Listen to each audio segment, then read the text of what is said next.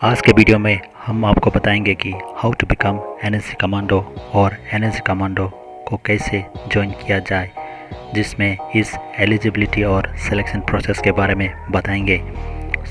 तो बिना समय गवाए वीडियो शुरू करते हैं। तो हम आपको बता दें कि नेशनल सिक्योरिटी गार्ड यानी एनएसजी भारत के एक स्पेशल यूनिट है जो मिनिस्ट्री ऑफ होम अफेयर्स में आते हैं। एनएसजी कमांडोज 1984 में देश में होने वाले सारे आतंकवादी गतिविधियों से निपटने के लिए फेडरल कंटिजेंसी डिप्लॉयमेंट फोर्स के रूप में स्थापित किया गया था। एनएसजी का मोटो है सर्वत्र सर्वोत्तर सुरक्षा। एनएसजी एक एलाइड फोर्स है जो पूरी तरह से सेंट्रल आर्म पुलिस फोर्स यानी सीएपीएफ स्ट्रक्चर के तहत काम करती है।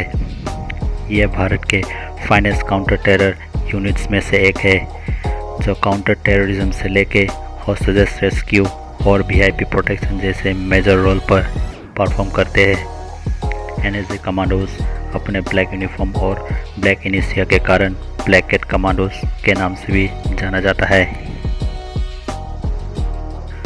तो चलिए इस एलाइड फोर्स को ज्वाइन करने के लिए क्या क्या प्रोसेस है।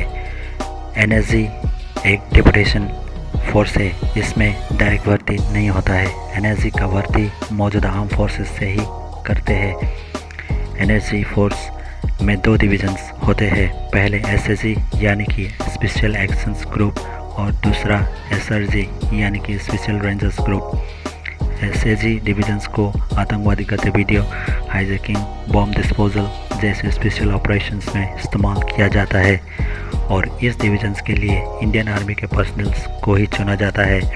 और अगर बात करें एसआरजी डिवीजन्स की तो एसआरजी को वीआईपी प्रोटेक्शन के टास्क के लिए इस्तेमाल किया जाता है और इस डिवीजन के लिए पैरामिलिट्री और पुलिस पर्सनल से ही चुना जाता है। तो अगर आप एनएसजी कमांडोज के लिए अप्लाई कर रहे हैं तो ये डिपेंड करते हैं कि आप कौन सा डिवीजन्स के लिए अप्लाई कर रहे हैं। अगर आप एसएससी डिवीज़न के लिए अप्लाई कर रहे हैं तो इससे पहले आपको इंडियन आर्मी ज्वाइन करनी होगी और आप इंडियन आर्मी किसी एंट्री के थ्रू ज्वाइन कर सकते हैं। इंडियन आर्मी के कमीशंस और नॉन कमीशंस किसी भी पोस्ट से ज्वाइन करके एसएससी डिवीज़न के लिए अप्लाई कर सकते हैं।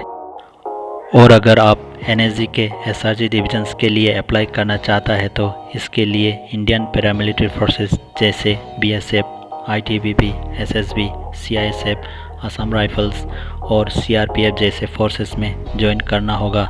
इसके बाद आप एसआरजी डिवीज़न के लिए अप्लाई कर सकता है। अगर बात करें इसकी एज लिमिट की, एनएसजी कमांडोज के लिए आपके एज 30 साल से कम होना चाहिए। तो चलिए बात करते हैं कि एनएसजी कमांडोज के सिलेक्शन प्रोसेस के बारे में। एनएसजी कमांडोज के सिलेक्शन प्रोसेस बहुत ही डिमांडिंग होते हैं और इसका ड्रॉप आउट रेट 70 से 80% होते हैं। एनएसजी कमांडोज के ट्रेनिंग मानेसर में होते हैं जो दिल्ली से 50 किलोमीटर दूर national security guard training centre में होती है। एनएसजी कमांडोज की ट्रेनिंग लगभग 14 महीना की होती है, लेकिन इससे पहले कमांडोज को 90 दिन की बेसिक ट्रेनिंग सफलतापूर्वक करनी पड़ती है। इस बेसिक ट्रेनिंग के दौरान कमांडोज को 18 मिनट के दौरान करीब 26 टास्कों को पूरा करना पड़ता है और 780 ऑब्स्टिकल को पूरा करनी होती है। अगर चुना हुआ वॉलंटियर शुरुआत में 20 से 25 मिनट के अंदर पूरा नहीं कर पाता है तो उससे रिजेक्ट कर दिया जाता है और अगर वॉलंटियर्स 9 मिनट के अंदर ये कोर्स पूरा कर लेते हैं तो उस कमांडोज को एक कैटेगरी में शामिल किया जाता है। 90 दिन का बेसिक ट्रेनिंग को पूरा करने के बाद कमांडोज को 9 महीने का एडवांस ट्रेनिंग के लिए भेजा जाता है। इस एडवांस ट्रेनिंग के दौरान कमांडोज को कई आधुनिक हथियार और गैजेट्स का इस्तेमाल करना सिखाया जाता है। एनएसजी कमांडोज की शूटिंग स्किल्स बहुत ही ज़बरदस्त होती है क्योंकि एनएसजी कमांडोज अपनी फायरिंग प्रैक्टिस ट्रेनिंग के दौरान करीब 50 से 62 हज़ार एमुनेशंस का उपयोग कर देते हैं, जो कि सामान्य सैनिक की पूरी सर्विस में भी इतनी फायर प्रैक्टिस नहीं होती है। और कई बार तो एक दिन में एक कमांडोज ट्रेनिंग के दौरान 2000 से 3000 राउंड फायर कर देते हैं। कमांडोज के फायर ट्रेनिंग बहुत ही जटिल और बहुत ही उन्नत होती है।